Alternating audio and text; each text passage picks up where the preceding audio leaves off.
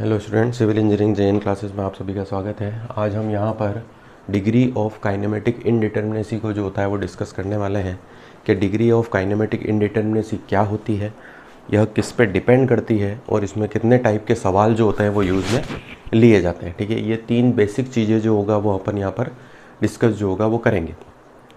तो सबसे पहले अगर अपन देखें कि डिग्री ऑफ काइनेमेटिक इनडिटर्मिनेसी जो होती है वो किस पे डिपेंड करती है, तो डिग्री ऑफ काइनेमेटिक इनडिटर्मिनेसी जो होगी वो आपके किस पे डिपेंड करेगी, डिग्री ऑफ फ्रीडम पर जो होगी वो डिपेंड करेगी। फर्स्ट क्वेश्चन यहाँ से बनेगा कि भाई डिग्री ऑफ काइनेमेटिक इनडिटर्मिनेसी जो होती है वो किस पे डिपेंड करती है। तो डिग्री ऑफ काइनेमेटिक इनडिटर्मिनेसी जो होगी वो आपकी किस पे डिपेंड करेगी, डिग्री ऑफ फ्रीडम पे डिपेंड करेगी। अब जब भी आप डिग्री ऑफ काइनेमेटिक इनडिटर्मिनेसी के सवाल करते हैं तो उसमें मेनली तीन सेक्शन जो होते हैं वो लिए जाते हैं। ठीक है, तीन सेक्शन आपके पास कौन कौन से हो जाएंगे। पहला सेक्शन आपके पास हो जाएगा ट्रस हो जाएगा, दूसरा आपके पास फ्रेम हो जाएगा और तीसरा आपके पास बीम सेक्शन हो जाएगा। जब आप ये तीनों सेक्शन करेंगे तो तीनों सेक्शन में अपने पास 2D स्ट्रक्चर भी होता है और आपका 3D स्ट्रक्चर जो होता है वो भी होता है। तो 2D स्ट्रक्चर की जब अपन बात कर रहे हैं, ट्रस की बात कर रहे हैं, 2D या 3D वो ऊपर अलग से मेंशन करके हमको दे देगा कि ये 2D स्ट्रक्चर है या फिर ये 3D स्ट्रक्चर जो होता है वो है, तो उसकी हमको दिक्कत नहीं है। अब यहाँ पर अगर हम देखें तो डी के इजिकल टू आ रहा है 2J - R, किसके लिए है ये, 2D स्ट्रक्चर के लिए। अब J आपके पास क्या हो जाता है, नंबर ऑफ जॉइंट हो जाएगा और कैपिटल R आपके पास किस पे, जॉइंट पे वेरी करता है कि अगर फिक्स्ड है तो फिक्स्ड में कितना होगा, 3 हो जाएगा, रोलर है तो रोलर में 1 हो जाएगा, हिंज है तो हिंज में कैपिटल R की वैल्यू कितनी हो जाएगी, 1 हो जाएगी।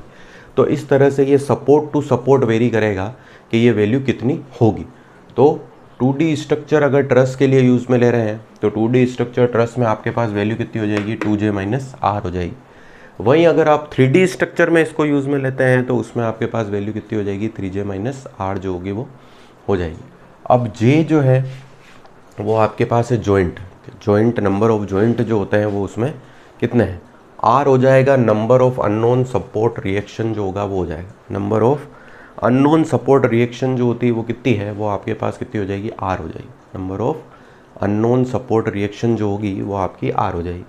वहीं अगर अपन फ्रेम या बीम की जब अपन बात चलते हैं तो बीम में भी, फ्रेम या बीम में भी वही सीन है आपका कि भाई 2D या फिर 3D स्ट्रक्चर जो होगा वो हो जाएगा। तो यहाँ पर अगर हम देखें तो 2D स्ट्रक्चर में आपके पास 3J - 4 + A - M है, यहाँ पर आपके पास 6J - 4 + A - M है। तो 2D के लिए तो आपके पास क्या हो जाएगा, 3J - R + A - M, और 3D के लिए आपके पास 6J - R + A - M जो होगा वो आपका हो जाएगा। यहाँ पर जो होगा M, ये जो M हमने लिखा है ये M यूज़ कब करना है, M आपको तभी यूज़ करना है जब इन तीन में से कोई भी एक स्टेटमेंट आपके क्वेश्चन में हो। ठीक है, M कब यूज़ करना है, जब इन तीन में से कोई भी एक स्टेटमेंट आपके क्वेश्चन में होगा तो आपको क्या यूज़ करना है, M जो होता है वो यूज़ करना है, कैपिटल M की बात कर रहे हैं। तो क्या क्या स्टेटमेंट हो गए भैया, सबसे पहले हो जाएगा एक्चुअली रिजिड। ठीक है, एक्चुअली रिजिड होना चाहिए। दूसरा है एक्चुअल डिफॉर्मेशन इग्नोर्ड, डिफॉर्मेशन को जो होता है वो क्या कर दे, वो इग्नोर जो होता है वो कर दे। तीसरा हो जाएगा मेंबर इनएक्सटेंसिबल, मेंबर जो है वो क्या है, इनएक्सटेंसिबल। तो इन तीनों में से अगर आपके पास कोई भी स्टेटमेंट है वहाँ पर तो आप किसका यूज़ करेंगे, M का यूज़ करेंगे, वरना M को 0 रखेंगे। ठीक है, दूसरी चीज़ है कैपिटल A। कैपिटल A आपका कब जो होगा वो रोल प्ले करेगा, जब आपके पास कोई भी क्वेश्चन में हिंज दे रखी हो। ठीक है, अगर हिंज दे रखी होगी तो कैपिटल A निकालते समय हमको क्या फॉर्मूला लगाना है, M' - 1। अब ये M' क्या है, नंबर ऑफ मेंबर जो होंगे वो -1 कर देंगे। ये क्वेश्चन में जो होगा वो अपन को और ईजिली समझ में आ जाएगा। ठीक है, तो ये आपके पास फॉर्मूला है किसके, काइनेमेटिक इनडिटर्मिनेसी के। अब हम आगे चलेंगे क्वेश्चन की तरफ जिससे कि अपने थोड़ा सा क्लियर हो जाए। फर्स्ट देखिए बीम का क्वेश्चन है हमारे पास, यहाँ पे देखिए बीम का क्वेश्चन है, मतलब आपके पास फॉर्मूला क्या लगेगा, 3J - R + A - M जो होगा वो लगेगा। तो यहाँ पर अगर हम सबसे पहले जॉइंट की बात कर लेते हैं, जॉइंट में देखिए 1 2 3 4 जॉइंट जो होंगे वो आपके पास हो जाएंगे, 4 जॉइंट हो गए। अब उसके बाद देखिए कैपिटल R में फिक्स्ड में कितना बताया था अपन ने, 3, फिर उसके बाद हिंज में कितना होता है 2, रोलर में कितना हो जाएगा 1, और वापस फिक्स्ड में कितना हो जाएगा 3। तो इन सभी को अगर मैं ऐड करूं तो यहाँ पर मेरे पास क्या आ जाएगा 9 जो होगा वो आ जाएगा। अब बात करें ए की, ए में देखिए यहाँ पर कहीं भी आपको हिंज नहीं दिख रहा है तो उसकी वैल्यू 0 हो गई। एम की बात करें, एम आपके पास जो कैपिटल एम है, ठीक है, यहाँ पर जो होगा वो क्या हो जाएगा कैपिटल एम है। कैपिटल एम की यदि हम बात करें तो कैपिटल एम में देखिए अपन ने क्या बोला था कि इन 3 स्टेटमेंट में से कोई सा भी एक स्टेटमेंट उसमें होना चाहिए। तो देखिए ये 3 स्टेटमेंट में से कोई सा भी स्टेटमेंट जो होता है वो इस क्वेश्चन में नहीं है, तो इसका मतलब एम की वैल्यू भी क्या हो जाएगी 0 हो जाएगी। तो इसको सोल्व आउट करेंगे तो हमारे पास कैपिटल आर कितना आ जाएगा 9 जो होगा वो आपका आ जाएगा। क्लियर है। अब यहाँ पे देखिए आर की वैल्यू हमने कैपिटल आर डी के कितना आ जाएगा 3 आ जाएगा। तो कैपिटल आर देखिए 3, 1 किसके लिए है रोलर के लिए और 2 किसके लिए है हिंज के लिए। तो ये कैपिटल आर को हमने समझा रखा है, तो कैपिटल आर की वैल्यू हम पुट कर देंगे। नेक्स्ट आएगा आपके पास फ्रेम का क्वेश्चन। अब यहाँ पे देखिए अपन ने स्टेटमेंट जो होता है वो लिख रखा है मेंबर इन एक्सटेंसिबल, ठीक है, मेंबर क्या लिख रखा है मेंबर इन एक्सटेंसिबल जो होता है वो आपके पास लिख रखा है। तो फर्स्ट ऑफ ऑल देखिए डी के जब आप निकालेंगे, डी के का फॉर्मूला है 3j - r + a - m है, ठीक है। अब जॉइंट देख लीजिए पहले 1 2 3 4 5 6, तो 6 आपके पास कितने हो गए जॉइंट हो गए।